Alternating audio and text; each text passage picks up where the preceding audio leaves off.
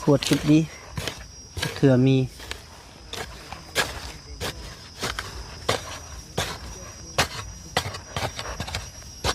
เห็นบ่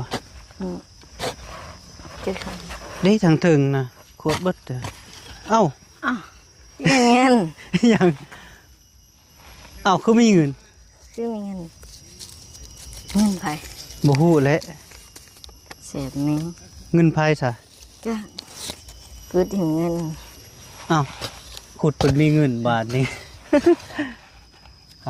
ขอบุญขอบคุณเพิ่นแน่เข้าใจได้สมศักดิ์ขอให้อยู่ดีมีแห้งขอให้ลำรวยๆขอให้สุขภาพแข็งแรงเด้อโดยสาธุโดยอันนี้กะน้องเพิ่นกะเบาแก้วเคยสะพายอยู่2เทื่อพี่น้องไอ้เนาะเพราะว่าอยู่เฮือนกะเทื่อนึงแล้วมาพี่กะอีกเทื่อนึงพี่น้องไอ้เนาะกะมาให้น้องเพิ่นใช้เงินกะทางอายสมศักดิ์ฝากมาให้พี่น้องไอ้เนาะทางเบาแก้วกะขอ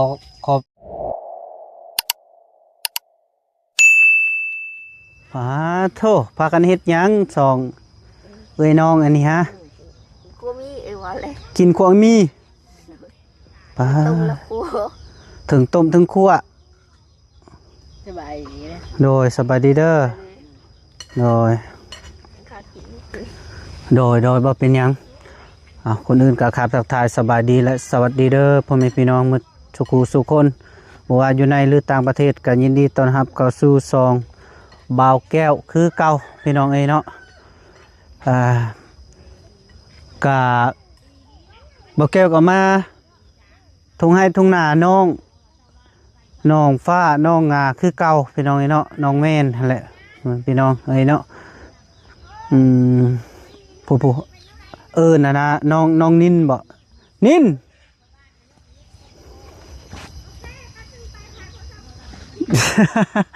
ไหวเนาะพี่น้องเนาะพอดีเบาแก้วกับน้องนินเห็นน้องนินเราย่างมาติใส่วะเด็กกำลังแลนอยู่เตยอยู่พี่น้องเอ้ย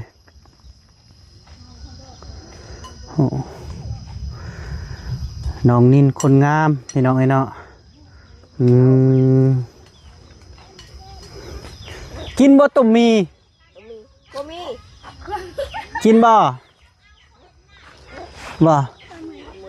สบายดีเด้อโดยเอานั่งปีหน้ามาพี่ขึ้นมาพี่เอาปีหน้าไปพี่พอจุดพอที่โธ่ลายเท่เฮ้ยผู้ต้มมีหรือขัวมีพี่น้องเอ้ยบ่มีน้ำ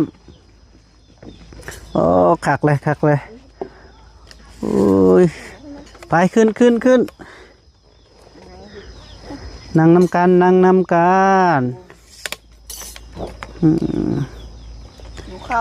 หิวข้าวบ่ได้กินข้าวเช้าบ่กำลังบ่งามเลยน้องบ่งาม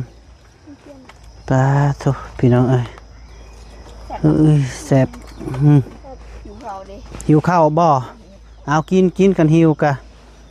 บ่ได้ว่าหยังไดกันกินกะแนมกินได้กินโลดคือบ่ตักอีกน้องนินพอดี FC คอมเมนต์มาว่าเจ้าบ่ได้อายกองเว้าก็เก่งว่าซั่นคนสนใจก็หลายอยู่เขาว่ามากอยู่คนแม่นหยังอ่ะนะเฮ้ยเป็นหยังดีมาทงลุงทงลิงแหละพวกเปาลีได้ยังเลยเนาะน้องฟ้ากำลังอูมอยู่พี่น้องเอ้ยปลาทุกเราเลยไ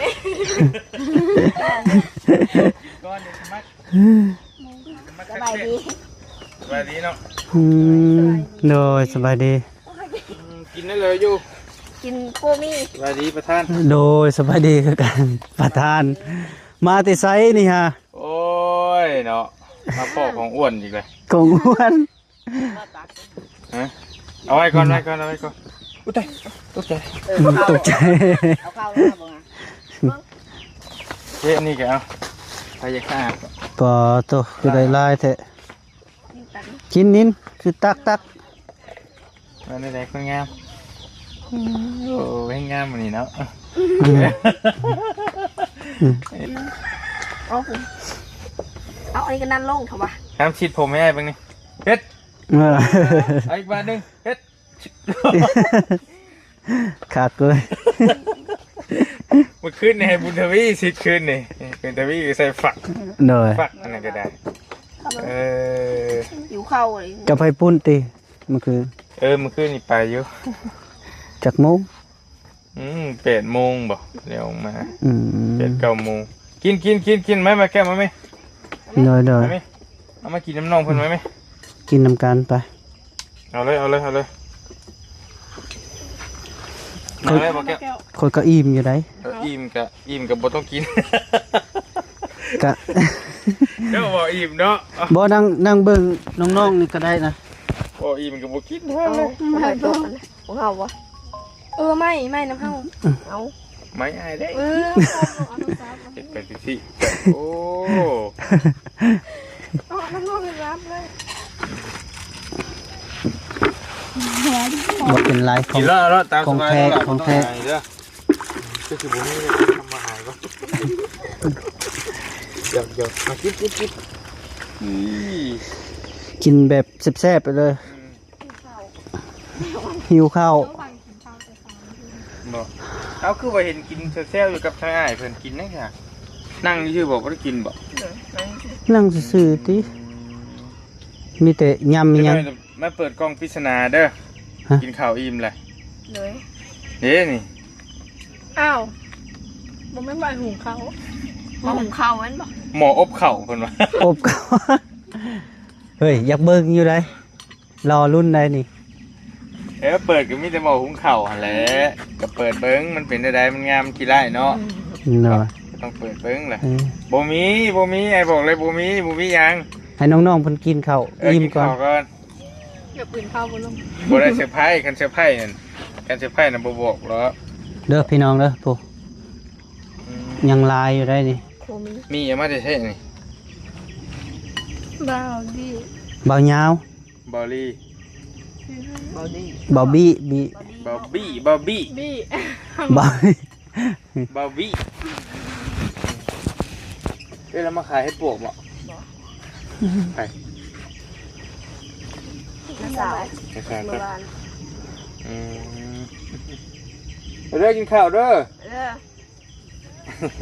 น้าสาวเจ้าบอก นี่อ้าย มีอายเจ้ามีอายที่ว่าไปเฮ็ดเวียกนะคนละคนบอก แบบเป็นน้องกัน อืม คนละเฮิน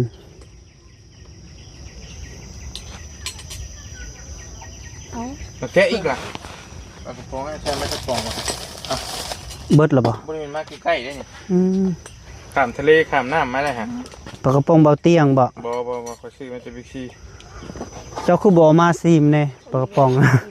บ่บอกว่าเตียงนะ เลย แล้ว เบิดบ่ แม่ ก็เดียวว่าย่างก็สิอุ่นนุ่นจากแพ็คจากใด ยา นะ ผลิตแล้วเจ๋งแล้ว อื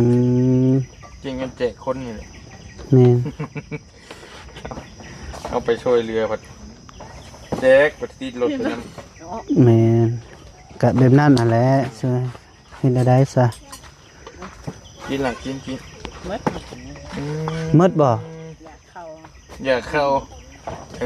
สิอ้วนดีดอกเบิ่งอนาคต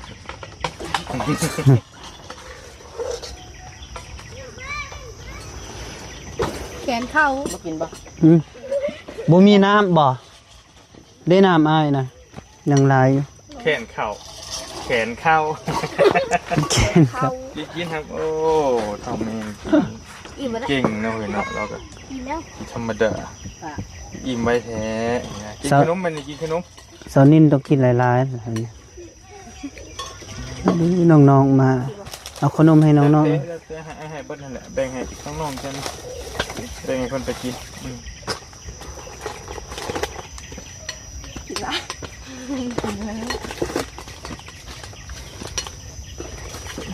ห้ามมากินขนมหรอกน้องใครนี่เอาให้แล้วคนละอันแล้วเลย อ้าว อืม ๆโน่ คุณน้ำงาน แต่ว่ากินแล้วให้เพิ่นไปอันอยู่ทางอื่นก่อนก็ได้เพราะว่าเอา กินรถกินรถ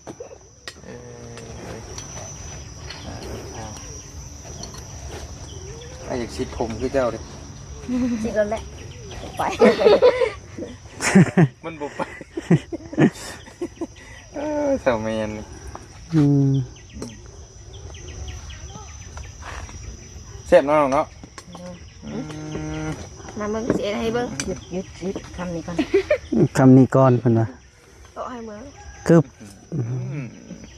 กินเบิดเด้อเด้อคันบ่เบิดแล้วโดนนาได้ โดนยังก็ ด้า โดนได้ บ่คันกินบ่เบิดแล้วนอนนาว่ะ นอนหน้า น้อยแต่บ่มึง นั่งอย่าเพิ่งกระชิบกันไม่น้ำคอเจ้าปอนไม่กันตั้งสติก่อนโอเคกินมีต้มมีนั่นคือบ่มีน้ำเฮ้ย น้ำแห้งได้หันหน้าให้ไปทางกองเราพอ เนาะโมยแล้วยังฝนเลยนี่นะ หันหน้า พอต้มอีก เล เลย ยแล้วพอกินบ้านนั่นบอกหามเจ้ากะ อยากเข้า เฮ้ย เพิ่นว่าอยากเข้า กินไอ้บอกอีกที เขาเต็มติ๊บ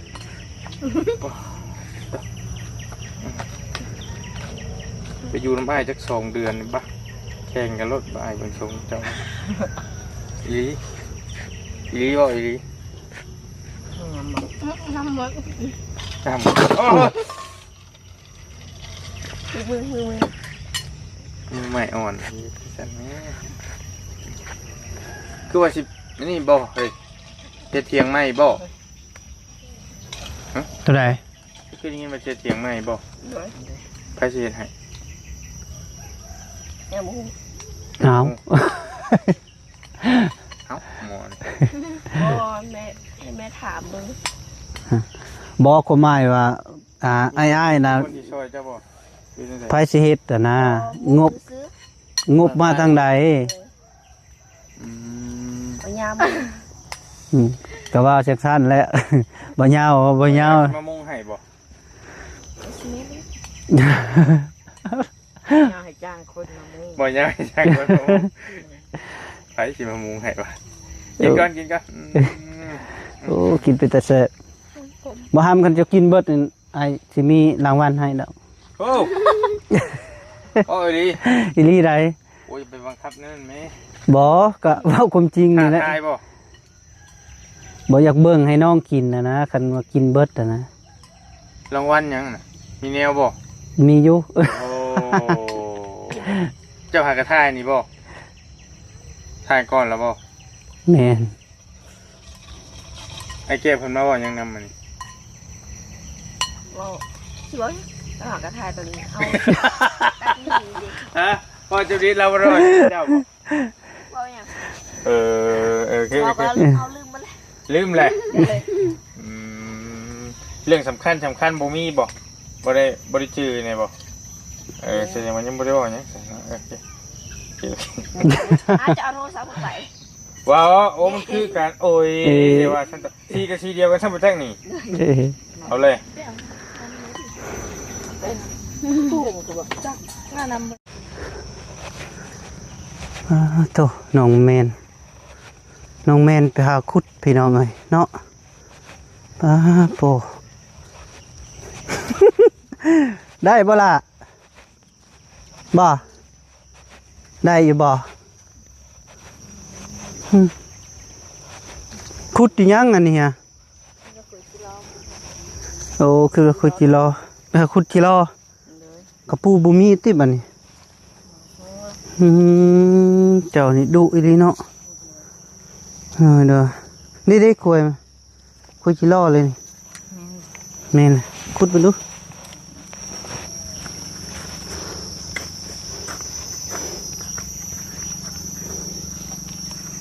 มีบ่หูตันได้เรื่องอยู่บ่เฮ้ยหน้าตาบักดีๆไปนี่ไปหาขุดเคยขุดอยู่บ่เคยไปหาขุดอยู่บ่เอาไหมนี่ฮันที ลิปเป็นปะโอเคเป็นอยู่แล้วเคยคลิปอยู่โอเคเอาไปพี่น้องเอ้ยเจ้าก็เคยขุดเนาะ เลย โดย บ่เห็นหูม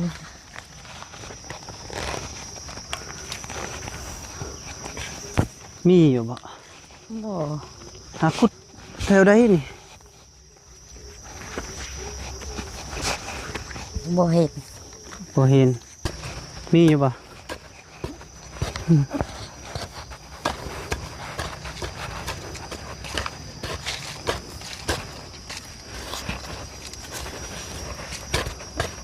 ชิรอตินะ ออกละ อ๋อแล้ว โอ้ยบ่มาเลยเจ้าดิเออ บ่เห็น ยังบ่ทันได้พอโตอ้าวพายเจ้าพายแล้ว เลย มาทางพี่นะหามจึงโฮมนะ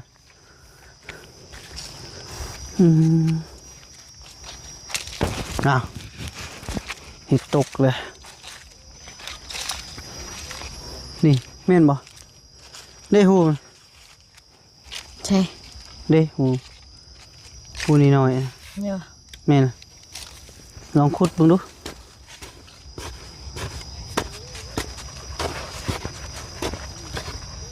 อุ้ย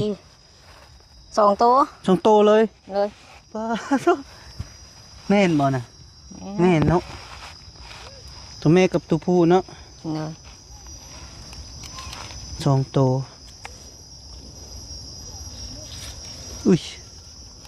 เด้มานะเด้จิรอเนาะ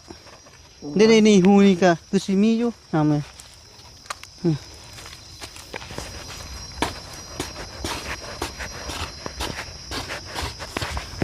นี่เด้เห็นอยู่มันเข้ากินนี่นะเด็ดมีมั้ยตัว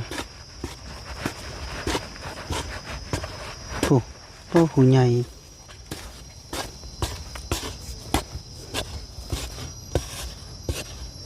บ่มี พี่มาพี่ เด้หู ไอ้เจ้าก็ไปหากินคู่มือบ่ครับ เลย หวานแฮเก่งเด้น้องพี่ไปหาขวดเท่านี้ก็สิมีอยู่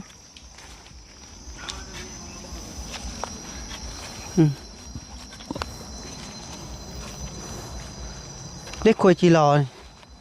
นี่คือซีเมนต์เนี่ย มันคือมันแดงไฟนะ มันแดงไฟ เนี่ย นี่ตัวนี้หูนะ หูนี่วะ คันนาได้นะ หมู บ่มี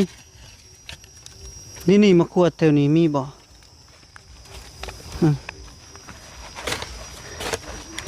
ขวดคิดดีเถื่อมี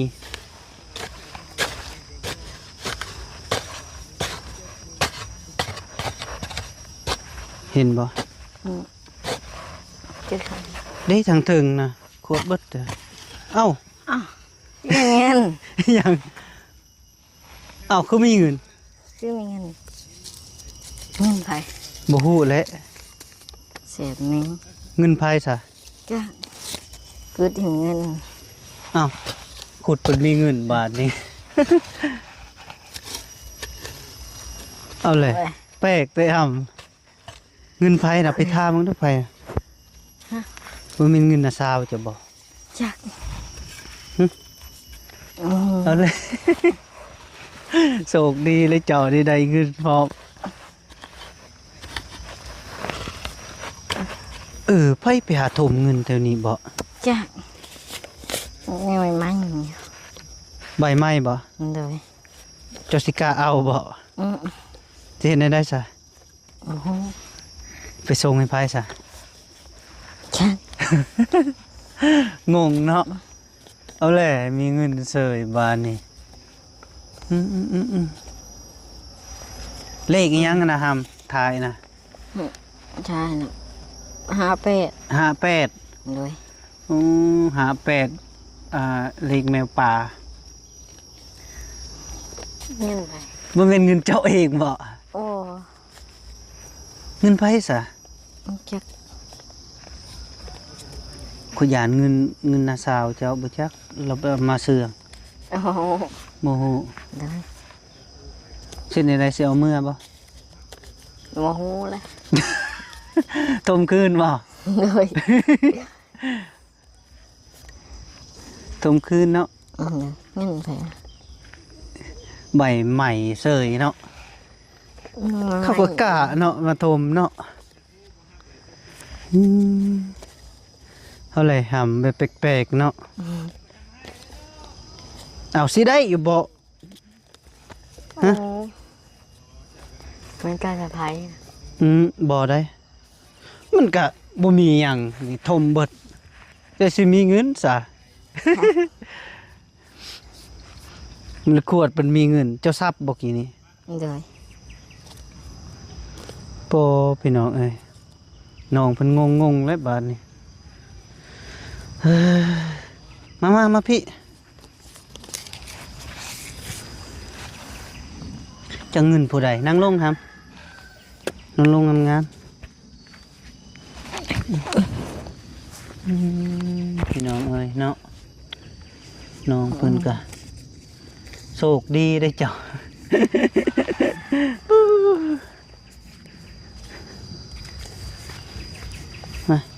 เงิน บ่ฮู้เจ้าสิเอาบ่ โมโห สบายดีเด้อพ่อแม่พี่น้องเมื่อสุขสุขคนพอดีมือนี้กามาพบมาเจอกับน้องแมนคือเก่าพี่น้องเอ้ยน้องแมนน้องสายน้องอุ้งอิงพี่น้องเอ้ยเนาะ เลย สิทธิ์ผมไม่อายเบิ่งบ่ดู เอาอีกวันหนึงวึบปะโตหล่อเลยพี่น้องเอ้ยเทียบกับเบาแก้วแบบเบาแก้วผิวเบาแก้วบ่เทียบเลยของผิวน้องนะคมขาวจวดอาลาดเลยหน้าเราพี่น้องเอ้ยเนาะแต่ว่าน้องก็โชคดีพี่น้องเอ้ยมาขุดขุดอหย่างกิโล เลย แล้วก็ พอเงินอยู่พี่น้องเอ้ยอยู่คันนาก็ได้แต่จะเป็นเงินไผอย่างก็บ่ฮู้ยันเป็นเงินของนาสาวเจ้ามาถมบ่จักจะเอาเมื่อบ่ดูสิถมคืน กันบ่มีก็เอา คันบ่มีก็เอา เลย เอาบ่เจ้าสิกล้าใส่ซะบ่ โมโหแล้วเอาไปถามมึงถาม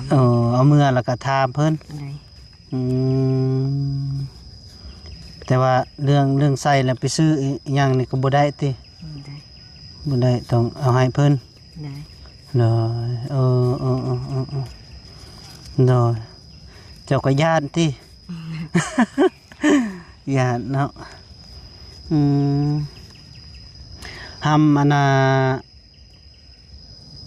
ใช่บอกบ่เงินของไผนี่ เลย อย่าฮู้บ่ เลย มึงเด้อไอสิบอกเจ้าเด้ออันนี้แม่นเงินไอสมศักดิ์เด้อที่ลาวอยู่อเมริกาคนลาวกับคนพังไทยแต่เราไปอยู่อเมริกาแล้วก็ลาวกับเพราะว่าอยู่ลาวเราก็เคยอยู่ผ่านมาแต่ว่าเราไปอยู่อเมริกาบ่หรือว่าอยู่ไสก็บ่ฮู้แต่ว่าก็ประมาณอยู่ไทยแหละลาวก็แต่ว่าเราพากเงินมาให้ให้เจ้าใช้เด้อ 100,000ให้เจ้าแล้วก็เราให้นาบ่าว100,000เจ้าอยากซื้อหยังเจ้าก็ซื้อเจ้าเคยทาครีมบ่เคยทาหยังบ่ บ่ เพิ่นบ่ก็เจ้าซื้อครีมอาบน้ำหรือว่าเจ้าเติมบัตรก็แล้วแต่เจ้าเพราะว่าเราซอยเจ้าเด้อ โดย มีหยังกะขอบคุญขอบคุณเพิ่นแน่ เข้าใจได้สมศักดิ์ขอให้อยู่ดีมีแห้งขอให้ลำรวยๆขอให้สุขภาพแข็งแรงเด้อ โดยสาธุโดยอันนี้กะน้องเพิ่นกะเบาแก้วเคยสะพายอยู่2เทื่อพี่น้องไอ้เนาะเพราะว่าอยู่เฮือนก็เทื่อนึงแล้วมาพี่ก็อีกเทื่อนึงพี่น้องไอ้เนาะก็มาให้น้องเพิ่นใช้เงินกะทางอายสมศักดิ์ฝากมาให้พี่น้องไอ้เนาะทางเบาแก้วกะขอบุญขอบคุณเด้ออายสมศักดิ์ที่ฝากเงินมาให้ ขอให้เจ้าอยู่ดีมีแห้งทุกความเจ็บอย่าได้ความไข้อย่ามีขอให้เจ้าส่งมาร่ำรวยเฮ็ดหยังก็ได้เจ้าพากเงินมาให้100,000 200,000กลับมาให้เจ้าให้ได้เงินล้านพันล้านเด้ออายเด้อขอให้เจ้าอายุมั่นคนยืนตลอดปีตลอดไปโดยสาธุนี่แบบว่าเพิ่นผากมาให้แบบให้เจ้าใช้เจ้าอีต้นสงสารเพราะว่าเจ้าก็เป็นลูกกำพร้ากำพร้าพ่อแม่ก็บ่อยู่นำเพิ่นแล้วก็เพิ่นแบบเพิ่นดูตนหั่นนะแล้วก็เพิ่นซอยมีหยังก็สู้ๆเด้อลาเด้อ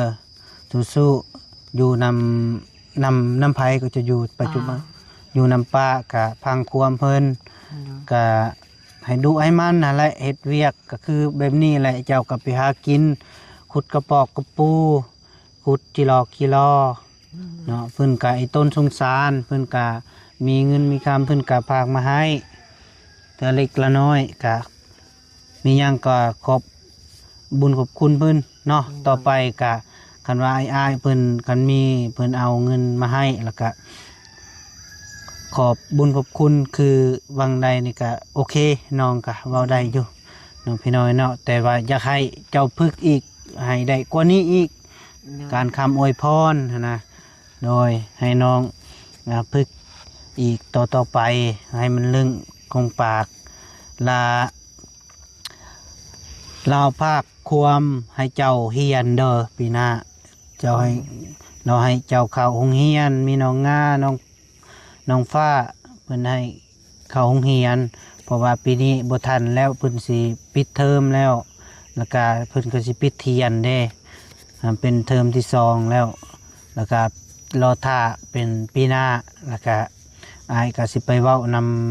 นำครูอาจารย์แล้วก็ถึงสิเอาพ่อบ้านไปเว้านำเนาะก็คือสิบ่ยากเนาะเจ้าเฮียนเฮาท่องใดล่ะครับ